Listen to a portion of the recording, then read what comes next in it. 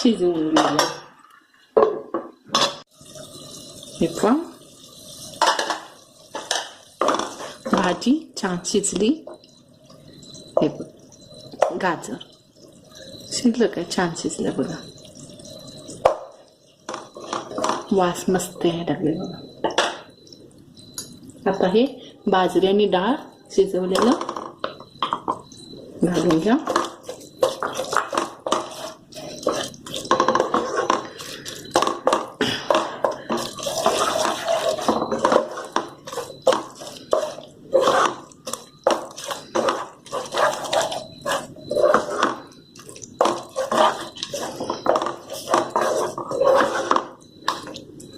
आता एक आपण वाफ देऊन घेऊया.